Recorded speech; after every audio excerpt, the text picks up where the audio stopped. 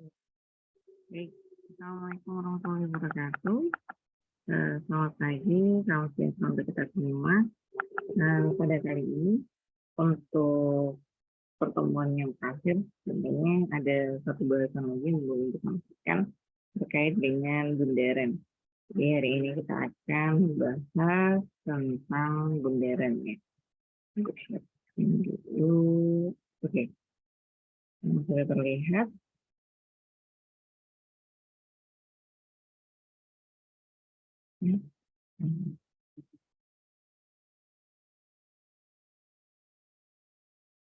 Untuk bundaran nanti akan juga Ibu bahas sedikit mengenai apa namanya marga.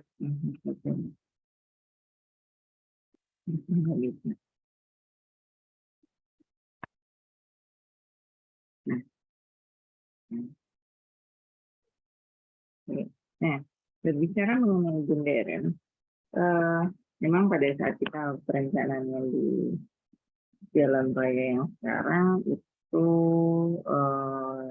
tidak ada perencanaan tentang bundaran ya, karena yang ditugas besar itu hanya mencakup tentang alignment horizontal, alignment vertikal, dan juga perpasan.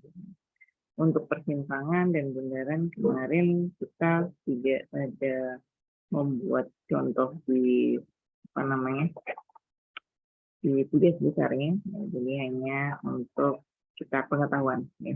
Ini di sini ada dasar terkait dengan perencanaan ini untuk persimpangan sebidang berdasarkan dari peraturan dinas di sini ya. PT P20 2004 B ya. Dengan materi ini beberapa materi yang ada di dalam peraturan ini. Kita akan bahasnya juga ya. Nah, di sini kita akan berbicara mengenai parameter perencanaan, kemudian elemen bundaran, jumlah jalur lingkar, diameter bundaran, dan lain sebagainya. Pernah ada yang melihat bundaran? Kalau bundaran atau simpang yang terbesar itu yang pernah dilihat biasanya ada beberapa daerah yang bundarannya dijadikan sebagai CBD. Itu bukan CBD secara global, tapi untuk alun-alun. Nah, jadi banyak alun-alun kota itu berdasarkan dengan bundaran. Nah, kemudian sebagai contoh alun-alun Semarang, kemudian di sini ada bundaran di Bekasi, ada bundaran di Semarkon ya. Ada bundaran dia ada simpang berapa? Ada 4 simpang, ada yang lebih dari 5 simpang sampai 6 simpang ya. Kalau di Bali ada simpang siur namanya, dia lebih dari 7 kalau nggak salah 7 atau 8 simpang gitu ya di situ. 5 dinamakan simpang siur. Nah, sekarang kita coba lihat di sini. Ini ada lampiran B ya dari peraturan dinas tadi terkait dengan pendekatan untuk perencanaan persimpangan. Nah, kalau kita lihat di kriteria pengaturan persimpangannya berdasarkan volume, jadi semakin besar volume yang terjadi di persimpangan tersebut, maka volume untuk lalu lintas jalan pada saat di jalan minor itu juga akan semakin besar. Jadi sebandingnya antara persimpangan sebidang dan persimpangan sebidang. Kalau kita lihat ini. Nah, ini adalah persimpangan prioritas. Kalau persimpangan prioritas juga itu. Oke. Nah, di persimpangan tersebut, bila kita atur dengan lampu lalu lintas, diperkirakan akan mengakibatkan waktu tundaan yang lebih besar daripada bundaran. Makanya opsi untuk membuat bundaran ini adalah untuk mengurangi waktu tundaan. Ya, jadi kalau kita bikin kan kadang dia simpang 4 aja dia sampai besar sekali ya, lama kayak di Jogja kemarin ada simpang Monjali ya. Nah, itu sekarang waktu tundanya itu lama ya. Nah, kemudian di persimpangan yang memiliki lalu lintas belok kanan tinggi ya. Persimpangan jalan kolektor atau lokal di mana kecelakaan melibatkan lalu lintas menerus dan pergerakan membelok cukup tinggi, persimpangan jalan arteri di mana lalu lintasnya memiliki kecepatan tinggi, dan pada simpang P atau Y di mana volume lalu lintas membelok kanan pada jalan hierarki fungsi lebih tinggi ataupun sangat besar. Nah, makanya kita berikan opsi untuk membuatkan sebuah bundaran. Ini adalah ketentuan operasional untuk penggunaan bundaran. Ya, jadi harus memperhatikan beberapa aspek ini, termasuk dari kelancaran, keselamatan, ketersediaan lahan. Ya. Ini yang krusial, karena kalau misalnya kita nggak punya lahan atau lahan yang terbatas, ngapain? Kemudian kemudahan akses bagi pejalan kaki dan penyandang cacat.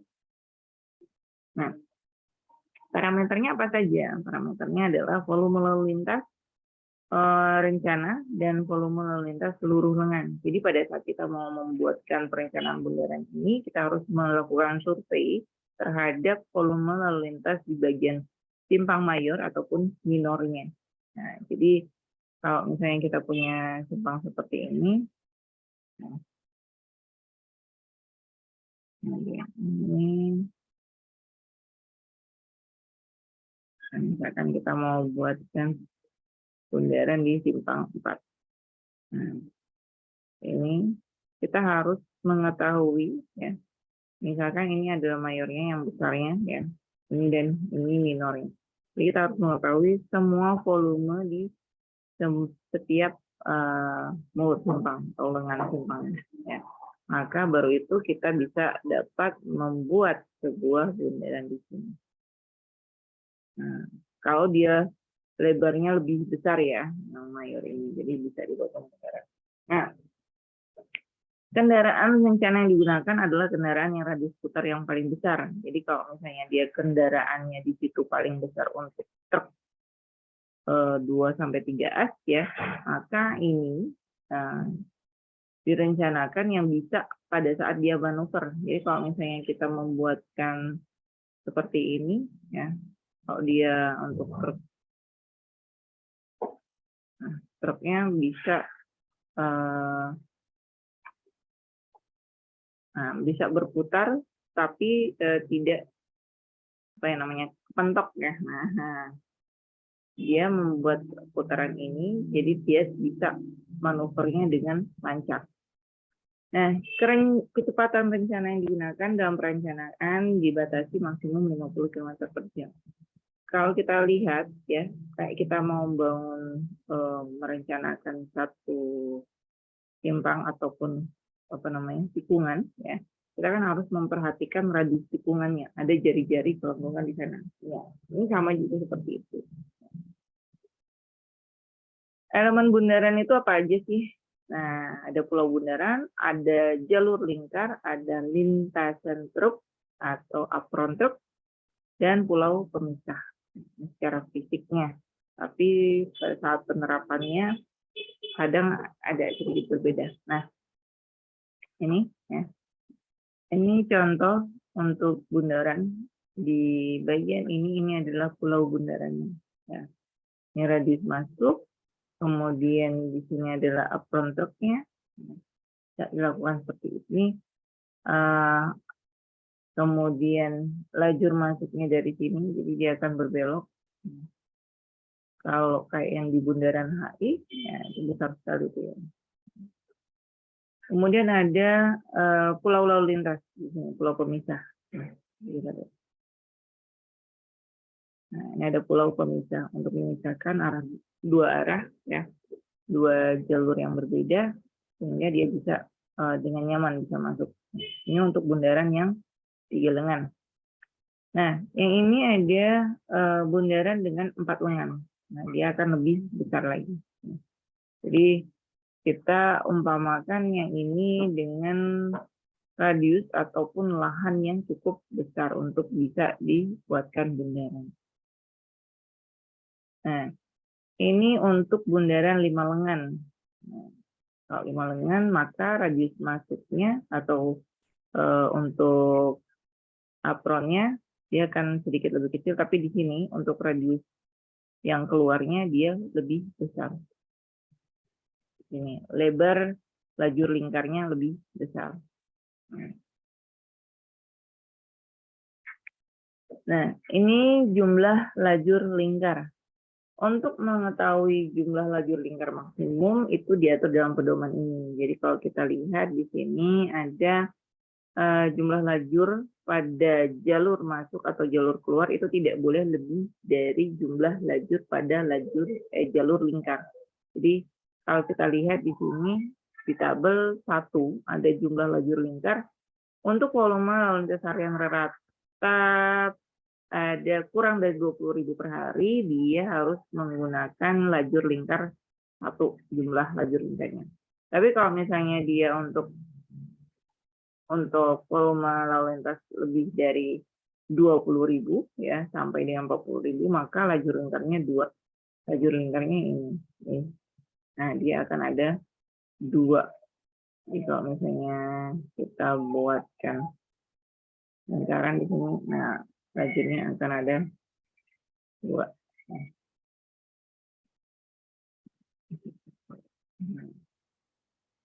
Coba. Nah, dia ada 2 ya, arahnya. Ini 2. Tapi kalau misalnya dia hanya kurang dari 20.000 kendaraan per jam, maka dia hanya 1 saja. 1 saja cukup. Jadi untuk marketing. Oke. Nah, itu untuk lajur. Nah, diameter bundaran. Ini kalau untuk diameter bundaran diukur dari sisi luar lingkaran yang bersinggungan dengan lengan pendekat. Jadi diameter bundaran itu ditentukan berdasarkan kendaraan rencana dan kecepatan rencana. Kalau kita lihat di sini ada rentang rentang untuk diameter ya bundaran, kecepatan rencana maksimum dan dimensi bundaran. Kalau kita lihat di sini ada kendaraan rencana yang dibuatkan di sini adalah kendaraan yang terbesar yang sering melintasi di jalan tersebut, atau untuk perencanaan kelas berapa ya. Nah, kalau misalnya dia masuk kelas jalan 2 berarti yang terbesar itu berapa ton. Nah, ini untuk truk sumbu tunggal atau bis, kecepatan rencana maksimum di lengan pendekat adalah 25 km per jam dengan rentang dimensi diameter bundaran itu 25 sampai dengan 30 meter. Ya, jadi 25 sampai 30 meter untuk rentang bundarannya. Nah, ini adalah bundaran sederhana. Nah, kemudian kalau misalnya dia untuk truk sumbu ganda atau semi trailer, itu kecepatan rencana di maksimum pendekat itu adalah 35 km per jam. Maka rentang dimensi atau diameter bundaran adalah 30 sampai dengan 45 meter. Nah, ini untuk bundaran lajur tunggal. Selanjutnya bundaran lajur ganda itu rentang dimensinya adalah 45 sampai dengan 60 meter. Semakin besar kendaraan rencana yang ada di situ, maka akan semakin besar rentang dimensi dan kecepatan rencananya. Nah, ini adalah lebar jalur lingkar. Nah, di bundaran sederhana dan bundaran lajur tunggal diperkirakan untuk membuat jalur lingkar minimum itu merupakan lebar dari jalur masuk dan kebutuhan manuver membelok dari kendaraan dengan lebar antara 4,3 meter sampai dengan 4,9 meter. Nah, apabila dia di lajur ganda, kita akan melihat di tabel 3 ini, ada lebar minimum untuk jalur lingkar dan bundaran jalur ganda. Minimumnya adalah 9,8 dengan maksimum adalah 9,8 dengan minimum adalah 8,7. Itu untuk lebar jalur lingkar untuk bundaran jalur ganda. Nah, berikutnya ada pulau bundaran. Kalau pulau bundaran ini biasanya lingkaran ya, atau bisa berbentuk oval. Ada beberapa, tapi tidak terlalu banyak ya, dan karena itu juga tidak disarankan. Jadi lebih banyak untuk kalau bundaran sesuai dengan namanya bundaran itu lingkaran ya. Nah, kalau untuk bundaran pulaunya itu harus memberikan pandangan yang cukup bagi pengendara untuk dapat mengantisipasi kendaraan dari lengan pendekat lainnya. Maka penempatan objek di dalam pulau bundaran harus memperhatikan jarak pandang jalur lingkar dan jarak pandang henti jalur lingkar. Jadi kita harus lihat jalur lingkarnya, ya. Ada perhitungan mengenai jarak pandang dan jarak pandang henti. Dan juga membatasi terkait dengan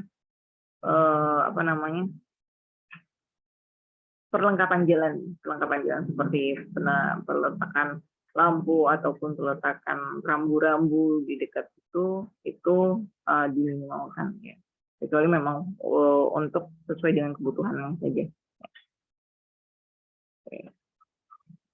Nah, pulau bundaran dapat dilengkapi dengan apron truk. Untuk desain bundaran yang mengakomodasi kendaraan rencana truk dan trailer, lebar apron truk berkisar antara 1 sampai 4 meter. Jadi isinya itu untuk dia bermanuver, ya, bukan apron secara secara arti itu untuk sebagai tempat parkir, ya, itu bukan. Tapi untuk dia membantu pada saat dia manuver di bundaran.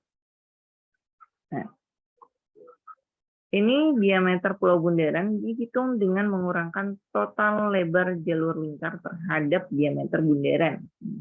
Kalau kita lihat di sini, ya, ini adalah lanskap pulau bundaran, ini ada lintasan truk, ya.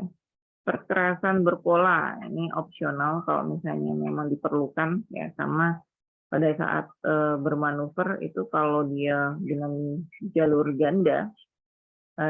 ganda, maka kecepatannya akan sedikit lebih tinggi dibandingkan lajur sederhana atau lajur tunggal. Maka bisa diberikan opsional untuk perkerasan berpola dengan menggunakan seperti marka kejut ataupun yang memang ada grid, ya, kayak gitu, ya. Pernah dilihat ya? Dia punya kayak perkerasannya agak sedikit bergelombang, tapi memang itu disengaja, bukan karena kerusakan jalan, ya. Nah, ini ilustrasi untuk lebar jalur lingkar, ya. Di sini ada fasilitas pejalan kaki, kemudian di sini ada lebar jalur lingkarnya. Nah, kita lihat seperti itu arahnya. Nah, ini adalah dari kiri langsung untuk berputar. Nah, kemudian ada super elevasi untuk jalur lingkar. Nah, di sini untuk super elevasi jalur lingkar bundaran itu adalah 2%. Ya. Super elevasi untuk apron truk sebesar 3 sampai dengan 4%. Kenapa seperti itu? Karena dia kalau misalnya dia di lingkar harus ada pelandaian, jadi dia untuk drainasenya akan ada di bagian pojok-pojok. Nah, bagian sini. Walaupun di sini juga akan ada. Kemudian berbicara mengenai lengan pendekat. Nah, untuk lajur masuk dan lajur keluar atau entry dan exit-nya, lajur ganda itu berkisar antara 4,3 sampai dengan 4,9. Kalau ada lajur masuk yang dimodifikasi atau diubah atau dilebarkan, itu bisa dilakukan dengan meningkatkan kapasitas dengan cara memberikan lajur tambahan ataupun lajur paralel pada lengan pendekatnya, melebar pendekat secara gradual atau fair. Nah, ini ada penambahan panjang tapernya.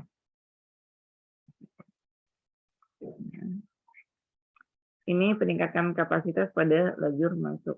Nah, lajur flare-nya itu akan lebih dilebarkan. Jadi dia bisa meningkatkan kapasitas di lengan simpang. Nah, ini untuk jalur masuk, keluar, dengan jalur lingkar. Nah, kalau kita lihat ada kesinambungan radius masuk dalam bersinggungan dengan pulau pusat. Ini kan seperti ini.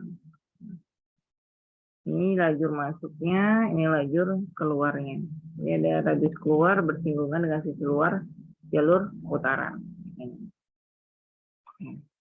Nah, ini untuk perhitungan radius masuk dan radius keluar. Hampir sama dengan perhitungan pada saat kita menghitung jari-jari tikungan. Jadi jari tukang juga bentukan R seperti ini. Ya. Di super elevasinya dibuatkan 2-3% ya. Kemudian koefisien gesek permukaan jalan itu bisa dilakukan dengan menampilkan dengan menggunakan rumus ataupun sesuai dengan asumsi ya kemarin. Nah, yang di sini ditentukan koefisien gesek untuk berdasarkan fungsi dari kecepatan rencana dengan mengacu pada standar yang dikeluarkan oleh ASTO. Jadi untuk koefisien geseknya bisa kita lakukan dengan cara seperti ini. Nah, misalkan kita punya kecepatan 60 km per jam, kemudian kita tarik jari ke sini. Nah, kita akan dapatkan koefisien geseknya adalah sebesar 0,19. 18. Maka itu yang akan kita buatkan dalam koefisien geseknya. Nah, ini ada variasi kecepatan dan radius minimum masuk serta keluar. Nah, ini kita buatkan untuk perencanaannya. Nah, ini kelandaian dan super elevasi lengan pendekat di persimpangan ada 4% di situ. Nah, di sini ada alinyemen horizontal pendekat. Untuk titik pusat bundaran itu seharusnya ditempatkan pada perpotongan sumbu atau center line. Nah, ini center line-nya. Ya. Jadi untuk setiap simpang, kalau misalnya dia punya simpang harusnya ya bisa kayak gini. Atau di sini, nah gitu ya, sama.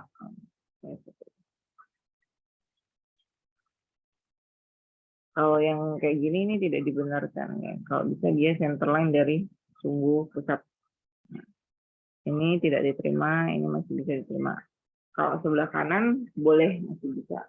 Tapi kalau dia mendekat ke sebelah kiri kurang diterima. Oke. Nah, ada namanya pulau pemisah atau splitter island. Di sini untuk pulau pemisah itu bukan pemirsa ya, pemisah. Harus tersedia di setiap lengan bundaran. Nah, selain dipergunakan untuk membimbing kendaraan memasuki jalur lingkar, pulau pemisah juga berfungsi sebagai tempat pemberhentian atau refuge bagi penyeberang jalan dan membantu mengendalikan kecepatan. Kalau kita lihat di sini, nah ini ada pulau pemisah, ya pulau pemisah, ada hidungnya. Kalau kita lihat di sini ada detail A, kita lihat, nah dia ada lebar 1,8.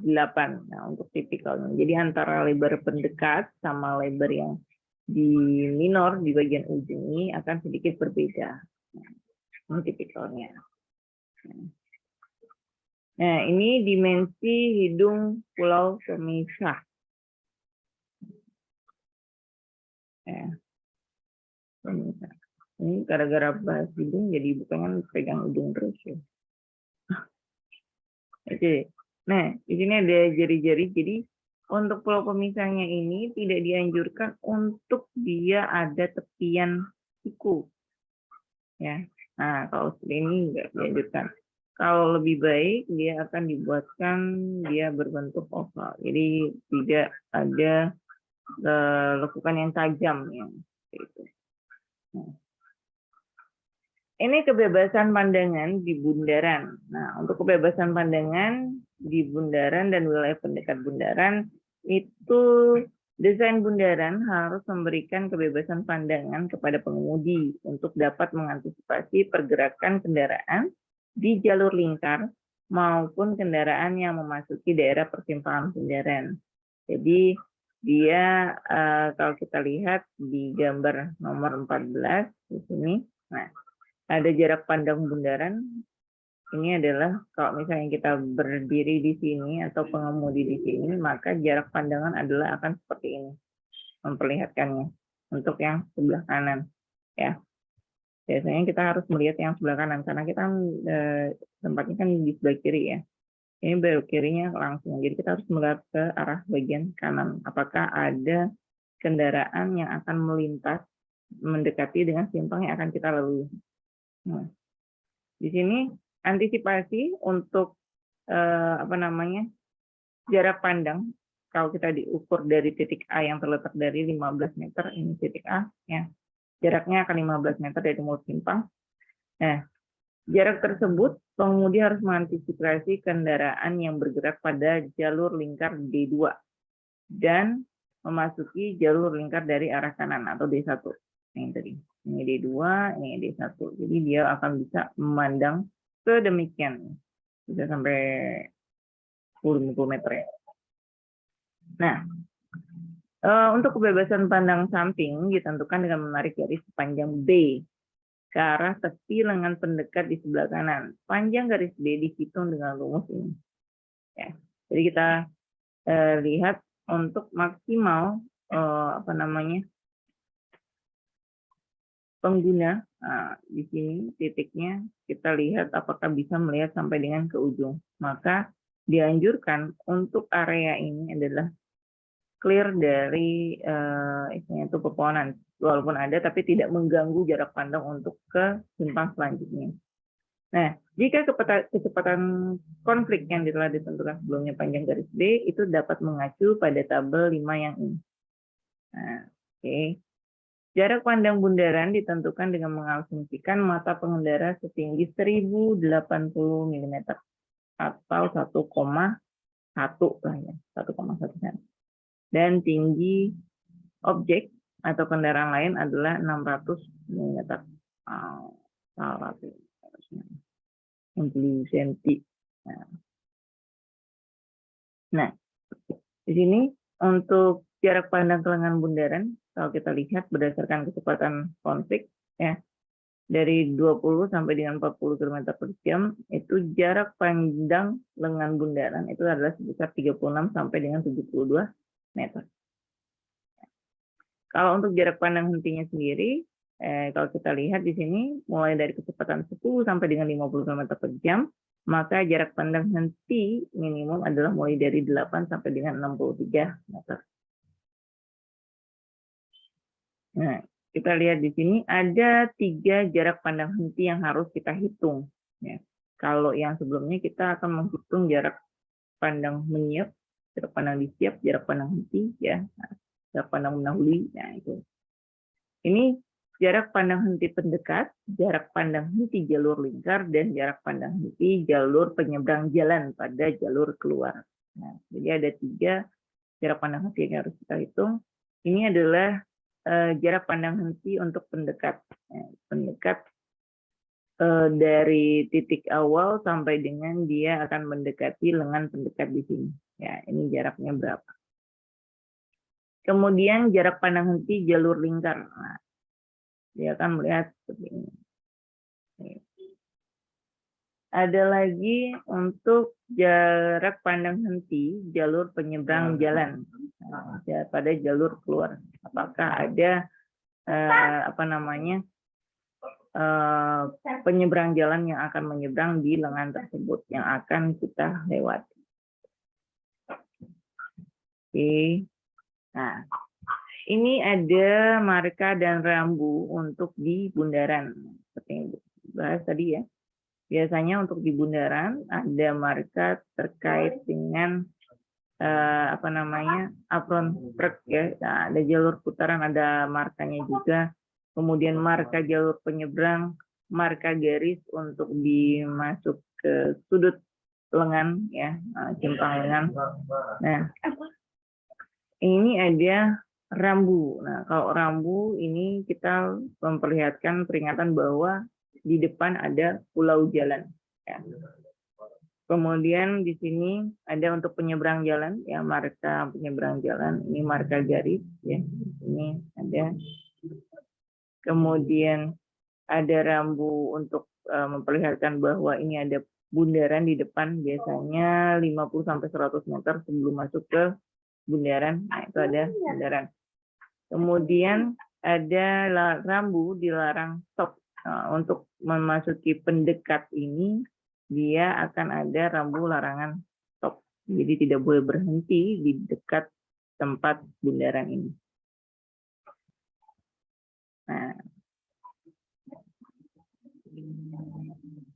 Nah, ini contohnya ya, koreksi. Bisa dibuatkan seperti ini. Nah, ada fasilitas lainnya terkait dengan bundaran. Jadi kita harus memperhatikan untuk drainase. Nah, drainase ini sangat penting pada saat kita membangun sebuah perencanaan jalan. Inlet sistem drainase ini ditempatkan di sisi luar dari diameter bundaran. Jadi untuk bundaran dengan kemiringan jalur relatif datar atau mendekati berapa? 0,5% ya. Selain ditempatkan di sisi luar diameter jalur lingkar bundaran, inlet juga dapat ditempatkan di garis kerb pulau pusat atau apron truk. Nah, itu ya untuk drainase. Kemudian fasilitas lainnya yang harus ada adalah jalur pejalan kaki. Nah, kalau untuk jalur pejalan kaki, kita mengacu pada dimensi jalur pejalan kaki SNI di tahun 91 ya. Yang terbaru itu 95 ya. Ada lagi yang terbaru kalau nggak salah, tapi Ibu belum cek lagi ya. Ini spesifikasi trotoar dan cara perencanaan fasilitas pejalan kaki di kawasan perkotaan. Kalau kita lihat di sini, nah ini ada untuk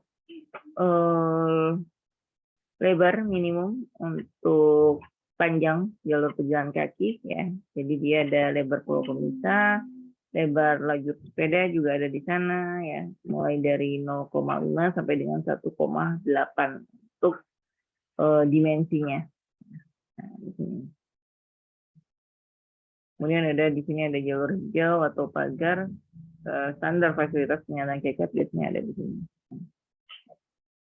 Kemudian ada lahan parkir dan halte. Nah, kalau lahan parkir ini opsional, kalau halte harus ada ya biasanya. Jalur lingkar untuk daerah urban. Jalur lingkar bundaran harus terbebas dari parkir kendaraan. Nah, sekurang-kurangnya parkir itu ditempatkan 50 meter dari jalur penyeberangan atau zebra cross menjauhi titik pusat bundaran. Kalau untuk halte bus ditempatkan sekurang-kurangnya 50 meter dari jalur penyeberangan atau menjauhi titik pusat bundaran. Kemudian ada akses lahan. Nah, untuk jalur lingkar harus terbebas dari akses lahan maupun pergerakan pejalan kaki. Jadi biasanya ditempatkan sekurang-kurangnya itu 7 meter dari jalur penyeberangan pada lahan pendekat. Jadi menjauhi pusat bundaran dan difasilitasi dengan jalur lambat. Nah, cara pengerjaan ini akan ada contoh soal. Kita lihat untuk perencanaan penggunaan bundaran sebagai alternatif jenis penanganan simpang dan evaluasi kerja simpang, kita lihat di sini. Yang pertama adalah kita menentukan jumlah lajur bundaran atau dengan memperhitungkan volume lalu lintas harian persimpangan. Kemudian menentukan kendaraan rencana dan kecepatan rencananya. Nah, kemudian diameter bundaran dan jenis bundaran itu kita tentukan dulu jenis apa saja ya di tabel 2. Kemudian tentukan lajur lingkar sesuai dengan jenis bundaran di subbab 25 ya ada. Rencanakan pulau bundaran. Kalau kita lihat di subbab 26 atau di gambar 4 dan tentukan superelevasi jalur lingkar. Nah, ini bisa lihat di materi-materi Ibu sebelumnya. Nah, kita bisa. Kemudian yang ketujuh adalah rencanakan atau desain lengan pendekat dengan menentukan atau menghitung lajur masuk dan lajur keluar. Nah, pelandaian maksimum lengan pendekat dan merencanakan pulau pemisah untuk setiap lengan pendekat. Ya. Tahap selanjutnya adalah memeriksa dan mengukur kebebasan pandang lengan bundaran dan jarak pandang titik umum. Kemudian merencanakan penempatan rambu, marka, dan fasilitas lainnya. Maka kita akan dapatkan bagian aliria seperti ini. Nah, ini sistematika pengerjaan desain bundaran. Jadi tinggal diikuti cara kerjanya seperti ini untuk mendesain bundaran. Ya. Ini kategorinya, ya. untuk bundaran sederhana, lajur tunggal, dan lajur ganda. Ini untuk contoh bundaran sederhana, dia punya pulau bundarannya ditinggikan, lintasan truknya dibutuhkan, lajur masuk lebih tegak lurus untuk menurunkan kecepatan. Nah, ini ada batas dan sekap. Itu untuk contoh bundaran sederhana.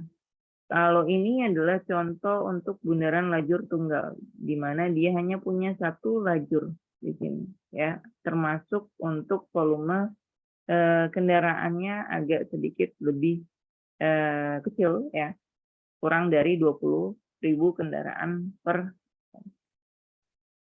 Nah, ini untuk bundaran lajur ganda untuk volume kendaraan yang cukup tinggi atau kapasitasnya akan lebih tinggi juga, maka dibuatkan lajur ganda atau lebih dari satu lajur. Ini contoh penggunaan bundaran Simpang Y. Ini bundaran Simpang Y, dia punya 3 lengan, ya, tapi berbentuk Y. Nah, ini contohnya. Nah, kita menetapkan untuk geometri bundaran 4 lengan. Kalau di sini sebagai contoh ada disuruh membuat untuk bundaran 4 lengan dengan ketentuan volume lalu lintas bundaran tahun rencana 40.000 kendaraan per hari. Kalau seperti ini berarti dia termasuk lebih besar. Kalau besar berarti kita akan membuatkan bundaran jalur ganda. Nah, ini ya. Kita lihat yang di sana kendaraan rencana itu yang lewat di sana semi trailer, ya, ini bebas, ini kita bisa tentukan yang mana. Ini kan lajur ganda karena dia lebih dari 40.000 kendaraan per hari. Sehingga dia akan menjadi seperti ini. Ya. Jadi ini disesuaikan dengan beberapa tabel. Ya. Yang tabel tadi untuk sistematikanya pembuatan bundaran tersebut, kita buatkan alurnya sesuai dengan ini tabel berapa pada saat penentuan lajur masuk lajur keluar itu dimasuk ke tabel berapa, gambar berapa. Ini untuk menghitung jarak pandang bebas bundaran. Jadi yang diketahui hanya tadi ya volume kendaraannya saja. Selebihnya kita menentukan berdasarkan tabelnya. Nah, ini desain akhir geometri bundaran. Nah, kalau kita membuatkan seperti ini, desain akhirnya akan seperti ini. Nah, gambarnya. Oke. Demikian untuk penjelasan Ibu terkait dengan bundaran, materi pembelajaran untuk bundaran. Semoga bisa bermanfaat untuk kalian semua dan nanti bisa sukses dalam ujiannya, ya, ujian akhir semesternya. Ya, terima kasih.